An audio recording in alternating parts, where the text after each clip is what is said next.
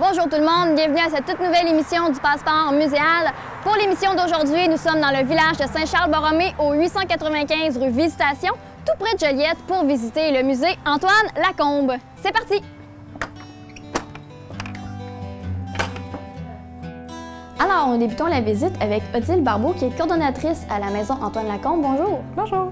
Alors, j'aimerais savoir qui a créé et depuis combien de temps existe la maison Antoine Lacombe?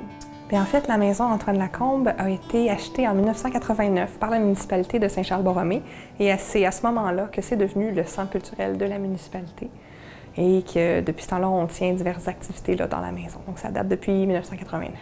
Puis elle était quoi avant la maison Antoine Lacombe? La maison appartenait à des propriétaires privés qui ont pour la plupart habité dans la maison. OK. Oui. C'est pas quelqu'un, je pense qu'il y avait quelqu'un d'historique qui avait habité. Non, c'est pas une résidence qui a appartenu à une personnalité publique ou quelque chose comme ça. En fait, la maison s'appelle comme ça, Antoine Lacombe. Ouais, qui était Antoine? C'est le nom du premier propriétaire de la maison. C'est lui qui l'a fait construire en 1847. C'est lui qui s'est établi ici avec sa famille. C'était un agriculteur qui espérait devenir prospère, puis qui s'est fait bâtir cette belle maison-là en pierre. Puis au fil du temps, il y a eu un très grand nombre de propriétaires qui se sont succédés, plusieurs pour de courtes périodes. Peut-être mentionner une famille qui a été ici pendant plus longtemps, c'est la famille Schwartzmann, qui venait ici, qui s'était établie, qui louait des petits chalets, des cabines. La rivière L'Assomption passe juste derrière là-bas. Donc, ils louaient des cabines et des petits chalets sur le bord de la rivière pour les vacanciers de Montréal qui venaient s'installer ici. Et puis, est-ce que c'est... bon, on voit quand même, ça a l'air quand même assez d'origine. Est-ce qu'ils ont fait des rénovations pour un peu plus... Oui, la maison, au fil du temps, a servi de toutes sortes de choses, de résidences, de postes de traite, de poulaillers, d'entrepôts. Et je vous dirais, à la fin des années 60, elle était en plutôt mauvais état. Il y a un monsieur qui l'a acheté et qui a vu le potentiel de cette maison-là. C'est peut-être la personnalité la plus connue qui a résidé dans la maison Antoine Lacombe, c'est Maître Serge Joyal, qui est bien connu dans la région, qui est aussi un grand amateur d'art. Donc, c'est lui qui a restauré la maison, qui l'a remis en état. Et c'est le premier qui a eu l'idée d'en faire un centre culturel. Lui voulait faire un musée d'art canadien. Ça ne s'est jamais concrétisé pendant que lui était propriétaire, mais l'idée a été reprise par d'autres plus tard. Et les amis de la maison Antoine Lacombe ont fait de la maison maintenant. C'est un centre culturel avec diverses activités, dont des expositions d'art canadien. Donc ici, il y a un foyer derrière nous. C'était quoi la pièce à l'origine ici? Est-ce que c'était la cuisine? Non, la cuisine est de l'autre côté de la maison. Ici, c'était une salle de séjour. C'était une pièce qui n'est pas très grande. On pouvait fermer des portes et, avec le foyer, garder la chaleur ici à l'intérieur. C'était la pièce où on faisait toutes les activités là, pendant la journée. Et à l'occasion, le soir, elle pouvait servir également de chambre à coucher. Donc ça, c'est dans les tout débuts de la maison. Il y a un autre foyer dans la maison de l'autre côté, dans la pièce où était la cuisine. Et puis je vois maintenant, pour faire en fait une liaison un peu forcée, si on peut dire, je vois derrière vous un tableau. Oui. Je voudrais savoir comment ça marche pour les expositions. En fait, est-ce que c'est des dons? Est-ce que vous louez? Comment ça fonctionne? Bien, les tableaux que vous voyez en ce moment dans la maison appartiennent à la collection permanente de la maison Antoine Lacombe. Ce sont des tableaux qui ont été donnés par des artistes qui ont exposé chez nous à la maison pour nous permettre d'établir une collection. La plupart des expositions qui viennent chez nous, ce sont des artistes qui nous envoient des dossiers. Nous, on reçoit, on étudie tout ça et on fait une sélection dans l'année d'exposition. Les tableaux appartiennent aux artistes et sont tous à vendre. Okay. Donc, ils ne nous appartiennent pas, ils ne sont pas loués. Ce sont les artistes qui exposent chez nous. Et puis, les visiteurs, s'ils sont intéressés, peuvent se procurer un tableau. OK. Ils peuvent donc décider de mettre par exemple, de mettre un prix sur un tableau qui est exposé puis de le récupérer à la fin de l'exposition? Oui, c'est comme ça qu'on fonctionne. Mais que ce soit des tableaux, des peintures, des sculptures, toutes les œuvres d'art qui sont exposées ici, dans la grande majorité des cas, sont à vendre, sauf ce qui est de la collection permanente.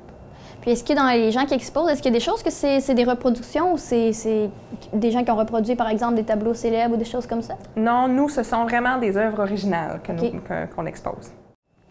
J'aimerais maintenant savoir qu'est-ce que le musée Antoine Lacombe a apporté à la municipalité de Saint-Charles-Borromée? Mais en fait, avant que la municipalité acquiert la maison, il n'y avait pas de centre culturel dans Saint-Charles. La maison Lacombe est devenue le centre culturel, le lieu investi par les artistes. On a des expositions en art visuel de toutes sortes, des photos, peintures, sculptures. On a des concerts, des spectacles. C'est pour ça qu'on a le piano dans la maison. On a souvent de la musique classique, mais aussi toutes sortes de choses, musique du monde, jazz, divers spectacles. Et puis, ça permet d'avoir ce lieu-là pour accueillir des événements comme ça dans la municipalité. Il n'y avait pas autre chose avant. Puis vous avez parlé de concerts. Il s'en fait toujours des concerts, des spectacles? Oui, on a des spectacles à l'intérieur de la maison. Est-ce que c'est ici même? Oui, c'est ici même. C'est très intime. On a une 50aine de places. C'est des beaux spectacles parce qu'on n'a pas souvent l'occasion d'être proche comme ça des musiciens. On fait environ un spectacle par mois dans l'année courante. Et puis, pendant l'été, on a une programmation un petit peu plus étoffée. Il y a entre autres le Théâtre Advienne que pourra qui va jouer dehors, dans les jardins de la maison, une pièce pendant plusieurs soirées. C'est une très, très belle occasion de théâtre, ça aussi, très apprécié des gens de la région, puis même des touristes là, qui viennent nous voir. Donc ici, c'est la salle de concert, mais au départ, c'était... C'était la salle à manger. Donc, on peut imaginer une belle grande table qui aurait été ici dans le milieu de la pièce. Pour vous donner peut-être un exemple, M. Lacombe, qui a fait construire la maison, a habité ici avec sa femme et ses 8 enfants. Donc, il devait y avoir une belle grande tablée, surtout si on considère que il y avait souvent pouvait y avoir des ouvriers, des choses comme ça, des gens qui venaient manger avec eux, puis de la famille élargie qui donnait beaucoup de support. Donc, c'était une pièce très centrale dans la vie de la maison. On remarque un petit détail qui reste présent dans les vieilles maisons. Les moulures ici, dans le milieu du mur, c'était des appuis-chaises. Ceux qui sont plus épais en bas. Oui, puis en bas, les moulures sur le bas des murs. Ça servait, au cas où un invité recule sa chaise avec un peu trop d'ardeur, puis quand il se cognait sur le mur, ça servait à protéger les murs. Donc, j'imagine que dans une famille où il y a 6-8 enfants, ça pouvait être utile. Oui, ça pouvait être utile, effectivement. Oui. Puis un autre détail qu'on voit dans la pièce ici qui donne une bonne information sur l'âge de la maison, c'est la façon dont sont faites les fenêtres. D'abord, elles sont presque toutes orientées sur le mur sud. De l'autre côté, dans la cuisine, par exemple, il y avait seulement des petites fenêtres, c'est le côté nord. Donc, moins de soleil, moins de chaleur qui rentre. On veut fermer ce côté-là. Et ici, le côté sud, beaucoup de grandes fenêtres pour que toute la lumière du jour rentre dans la maison puis qu'on en profite le plus longtemps possible. Et puis, ces fenêtres-là sont faites de petits carreaux. Ce ne sont pas des grandes fenêtres comme on fait aujourd'hui.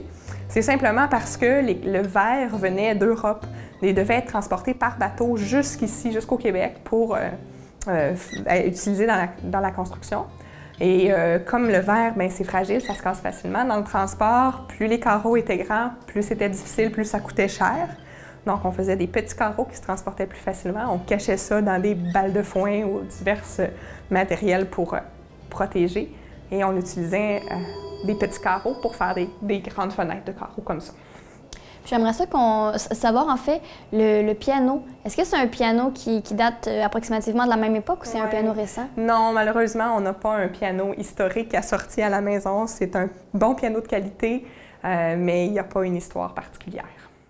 Donc, derrière nous, est-ce que c'était le... c'était une armoire qui servait probablement de vaisselier puis de rangement. Cette armoire-là, elle est d'origine. On voit que le bois est très abîmé. Il y a eu beaucoup de vécu.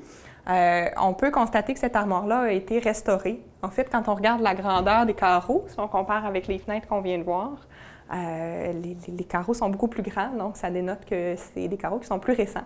Probablement qu'à un certain moment, soit les carreaux étaient abîmés, soit les portes elles-mêmes étaient très abîmées, puis on a refait la structure des portes de cette armoire-là. Mais l'armoire est d'origine, elle va de pair avec la maison. Comme je vous dis, c'est possible que les portes aient été restaurées.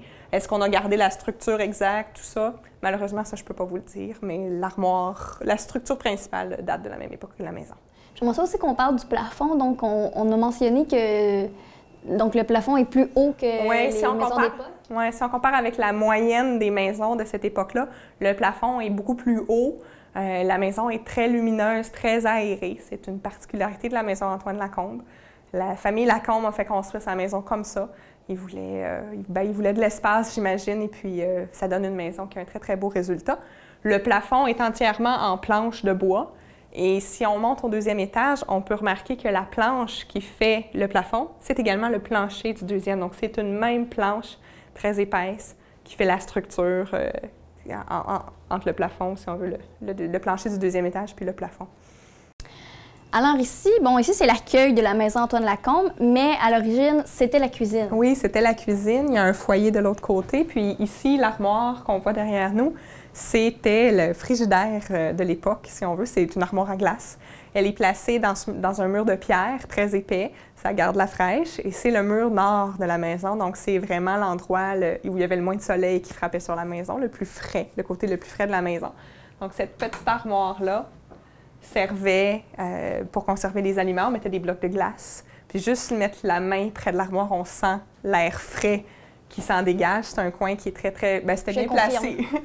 Puis on a également, derrière le bureau, de l'autre côté, la grande armoire qui servait de garde-manger, où on conservait les aliments qui n'étaient pas périssables. Puis cette pièce-là a beaucoup changé. En fait, il y a un escalier devant nous qui n'était pas là du tout à l'origine. C'était simplement une échelle de grange qui permettait de monter au deuxième. Le deuxième n'était pas habité par les premiers résidents de la maison. C'était un entrepôt. On a mis du grain, du foin, puis toutes sortes de matériel dans cet entrepôt-là pendant longtemps. Puis quand il a été habité, là, on a construit un escalier. Donc ici, on est au deuxième étage de la maison. C'est ce qui servait à l'époque de poulailler, c'est ça? Pas de poulailler, mais d'entrepôt pour le grain, pour le foin, des choses comme ça, puis pour toutes sortes de matériel. En fait, à l'origine, le plafond était beaucoup moins haut. Là, on a un plafond cathédral, mais c'était fermé à la hauteur des poutres. Et puis, c'était pas habité correctement. Tout le haut du toit, en haut du plafond, était rempli de brintis pour l'isolation. Donc, à un moment donné, dans l'histoire, les gens ont eu la technologie qui a permis d'isoler le plafond mieux sans mettre le brintis qui était assez dangereux, en fait, pour les risques d'incendie. Donc, à ce moment-là, le toit a été ouvert. Les poutres sont d'origine, mais les recouvrements du plafond qui sont en bois, ça a été rajouté par la suite, là, quand le deuxième a été habité. L'escalier qu'on a pris pour monter également n'était pas là à l'origine. C'était simplement une échelle de grange, une échelle de meunier qui permettait de monter en haut. L'escalier a été fabriqué à partir d'un vieux balcon qu'il y avait à l'extérieur de la maison. Donc, on a récupéré le vieux bois, puis fait un escalier avec une belle rampe en bois ancien qui permet de garder le cachet de la maison. Mais à l'origine, c'était juste une petite échelle qui permettait d'accéder au grenier à foin. Puis là, je regarde, c'est vraiment, vraiment très beau. Je pense entre autres à la forme des fenêtres. Oui. Ça a été fait quand les gens sont venus habiter au deuxième ou au départ, la fenêtre était de cette forme-là? Ça dépend des fenêtres. Celles qui sont derrière nous, qui sont sur le mur principal, sont des fenêtres d'origine. Celles qui sont sur l'angle, sur le toit, les lucarnes, si on veut, qui ont été rajoutées, elles ont été refaites au moment de la restauration, en fait, l'amélioration, si on veut, du deuxième étage pour le rendre habitable. Puis il y a une échelle ici qui monte encore plus haut. Il y a comme un troisième étage ou un deuxième étage et demi. Bon, on a une petite mezzanine, un petit grenier avec une échelle là, qui nous permet de monter. C'est simplement un rangement. Il n'y a pas beaucoup de rangements, en fait, pour faire un musée dans la Maison Lacombe. Donc, on a un petit entrepôt où on range notre collection permanente sur une petite mezzanine. Un deuxième étage et demi, là, exactement. Puis ça, est-ce que c'était là à l'origine quand ils ont fait le deuxième étage pour être habité ou c'est vous qui l'avez? Non, c'était comme ça. OK, puis l'échelle, est-ce qu'elle est d'origine? Elle n'est pas d'origine avec cette maison-ci, mais elle était, si on veut, on est allé la chercher dans une vieille maison. De la même époque? De la même époque, oui. En fait, il y a déjà eu une deuxième maison sur le site près de la maison Antoine Lacombe qui appartenait au même propriétaire. Et il y a divers éléments, dont une vieille porte qu'on a en bas, puis l'échelle, divers trucs comme ça qui ont été récupérés sur une autre maison. Et puis donc, les gens qui voudraient peut-être avoir plus d'informations sur l'historique de la maison? Oui, bien nous, on offre des visites guidées pour les groupes qui viennent nous voir. Ça n'a pas besoin d'être un grand groupe. On demande d'avoir 8 personnes pour faire un groupe, puis on réserve dans l'horaire qui convient, puis aux heures où on est disponible. Là, on peut offrir la visite guidée avec plus de détails, l'histoire des habitants, un petit peu plus à travers les époques. Ça nous fait plaisir d'offrir ça pour les groupes. Et également, s'il y a des élèves, des classes, on reçoit surtout des 5e, 6e années parce que ça va bien dans ce qu'ils apprennent, si on veut, à l'école. Mais on peut recevoir des écoles qui voudraient venir faire des activités à caractère historique ici à la Maison Lacombe. Êtes-vous de ceux qui aiment aller au fond des choses? De ceux qu'on appelle passionnés? Si oui, je vous invite à découvrir avec moi des gens comme vous. Des gens pour qui les rêves deviennent réalité. Des gens qui ont à cœur leur travail, leur talent ainsi que la qualité de leurs produits. Des passionnés qui font rayonner le savoir-faire de notre région. Passion, c'est des travailleurs, entrepreneurs et artisans. La passion de découvrir des passions. Passion, c'est une émission qui s'en vient dans votre salon dès septembre. À CDRB, votre télé.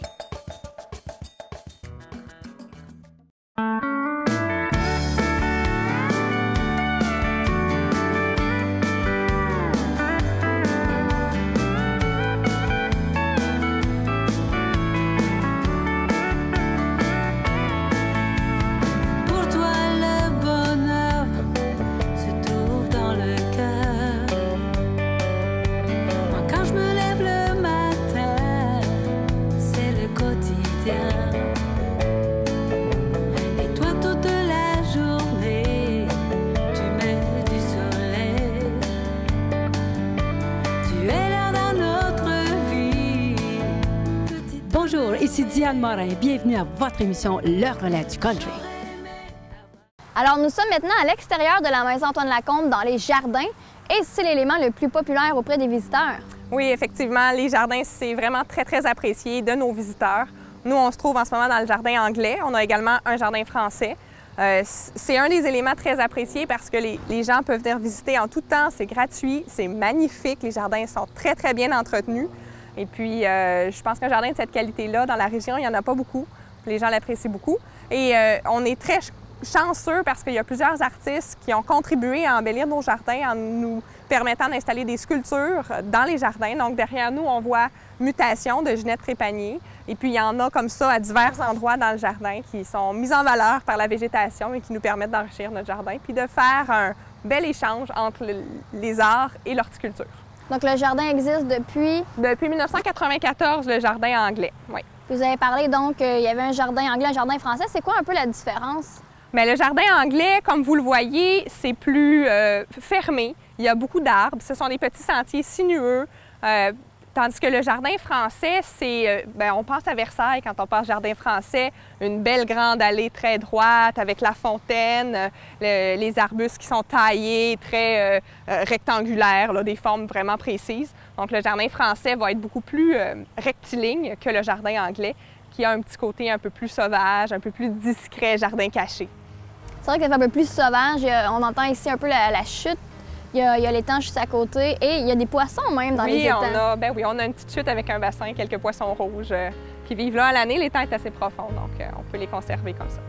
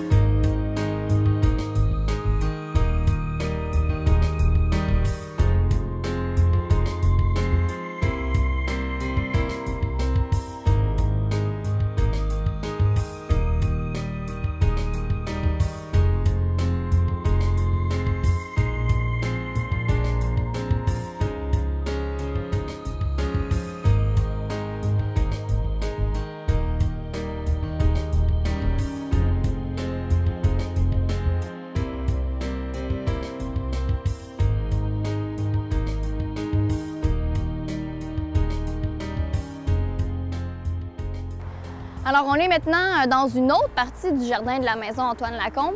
Et derrière nous, il y a une très belle sculpture également. Qu'est-ce que c'est? Oui, c'est une œuvre de Ivanoé Fortier et nous sommes dans le jardin des odeurs. Donc, c'est un petit jardin clos qui est composé principalement de plantes qui sont très odoriférantes. Et j'en ai amené une bien particulière pour te faire sentir. C'est le Cosmos Chocolat qui sent le chocolat. Ça sent effectivement le chocolat, effectivement. Donc, est-ce qu'on sait si ça se mange? C'est une bonne question. Je ne pourrais pas vous dire si c'est comestible. C'est pour l'odeur que cette plante-là est cultivée. Mais on a plusieurs espèces partout dans le jardin des odeurs là, qui sont très odoriférantes. Et bien évidemment, plusieurs sont des plantes aromatiques qui sont utilisées, qui sont comestibles et qui peuvent être utilisées en cuisine.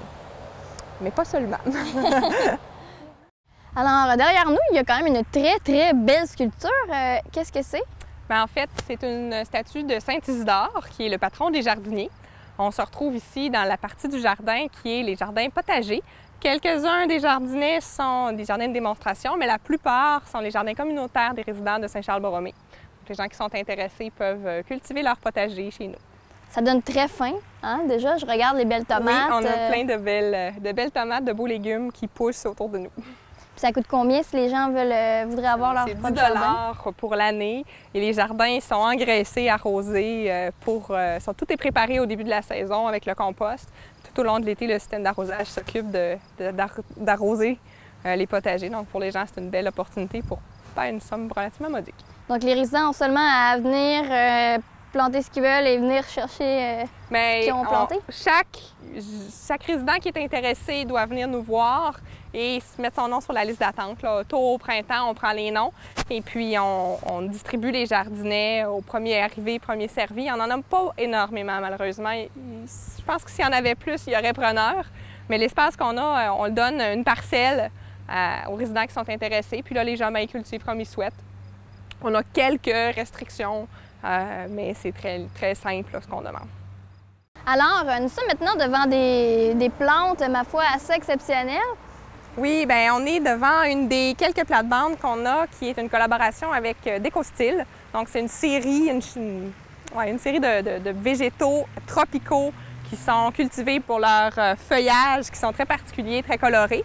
Donc, Décostyle est produit à la Pépinière du Nord, à Saint-Félix-de-Valois. Donc, c'est une belle collaboration qu'on a avec eux, avec des gens de la région. On est contents et on est choyés parce que c'est des plates-bandes de démonstration qui ne sont pas fréquentes. Il y en a quelques-unes à travers le Québec, dont une ici dans les Jardins Lacombe. Ça permet de montrer un produit différent à nos visiteurs.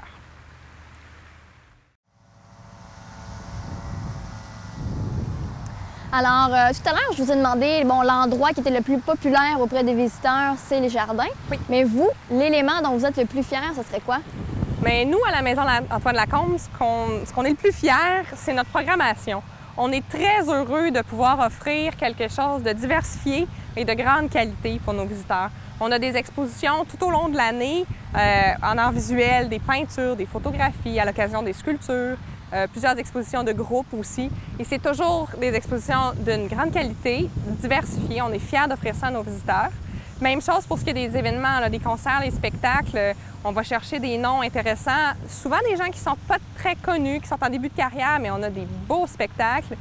Peut-être mentionner que notre prochain concert, c'est en partenariat avec la Société Opus 130. On reçoit le jeune Stéphane Tétrault, qui est un violoncelliste, qui a été nommé Révélation de l'année à Radio-Canada et qui, entre autres, joue maintenant sur un Stradivarius qui lui est prêté par un mécène. Donc, c'est quelque chose d'exceptionnel. On est très heureux de pouvoir accueillir ce jeune homme-là à la Maison Lacombe. C'est un exemple parmi tant d'autres, parce que c'est le prochain dans notre programmation là, pour le septembre 2012. Mais nous, on est contents de pouvoir offrir cette qualité-là de spectacle chez nous à la Maison Lacombe. Et puis, on est très heureux aussi de faire un partenariat avec le Théâtre Advienne que pourra pour présenter le théâtre. La pièce a lieu ici, dans le Jardin français. Alors, vous voyez le décor, puis imaginez la pièce de théâtre là-dedans, au coucher du soleil. Quand il fait beau, c'est vraiment féerique. C'est un endroit magnifique pour faire la pièce. Puis ça aussi, c'est des pièces qui sont d'une grande qualité. Les comédiens qui sont excellents, la mise en scène qui est très bonne. Alors nous, bien, on en profite et on est heureux de pouvoir faire profiter de toutes ces choses-là aux gens de Saint-Charles-Borromée puis aux gens de l'ensemble de la Naudière.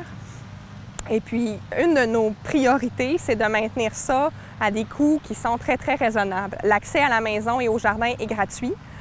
Puis les coûts pour les spectacles et le théâtre, c'est jamais au-dessus de 20 $. Donc, c'est vraiment des occasions de concerts, de spectacles, de sorties très, très abordables. Et puis là, est-ce qu'il y a encore du théâtre, même si l'été tire à sa fin? Ou... Non, pour cette année, malheureusement, la pièce est terminée. Par contre, le Théâtre Advienne que pourra devrait être de retour avec nous l'année prochaine avec une autre pièce. Donc, on aura une surprise que je ne peux pas vous annoncer encore. Je ne sais pas. Ils sont en train de préparer leurs choses pour l'année prochaine.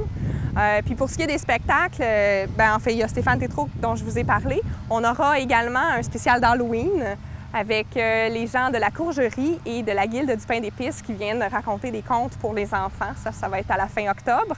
Et au mois de novembre, on aura un spectacle de Laurence Elie, qui est une chanteuse un peu folk, qui va venir jouer ici à la Maison Antoine Lacombe. Donc, un autre très beau spectacle.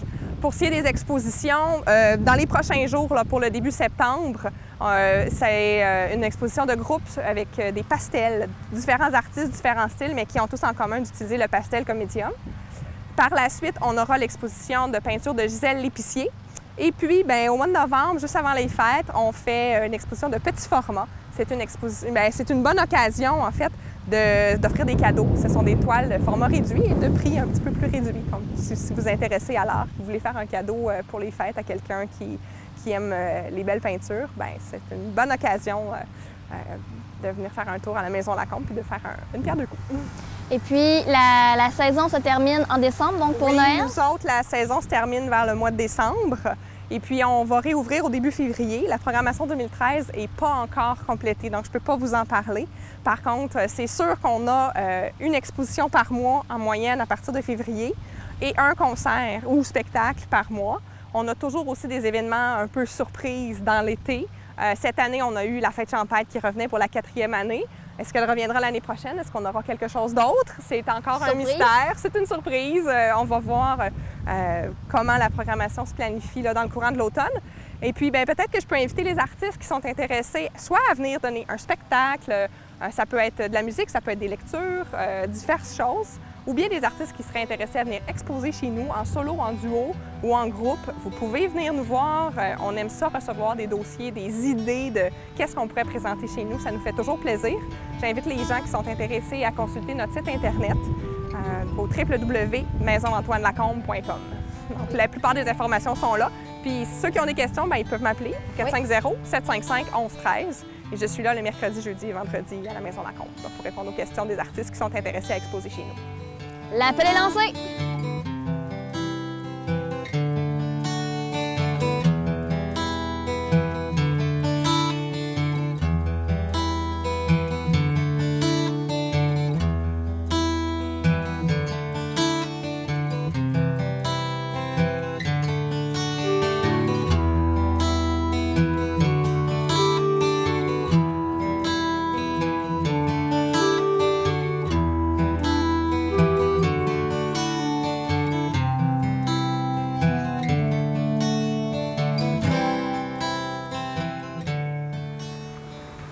Alors, c'est devant la fontaine et les jardins français que se termine notre visite à la maison Antoine Lacombe. Comme vous avez pu le constater, il y a plusieurs choses à voir et il y en a pour tous les goûts. Alors, je vous rappelle que la maison Antoine Lacombe est ouverte tous les jours jusqu'au coucher du soleil et ce, jusqu'au mois de décembre.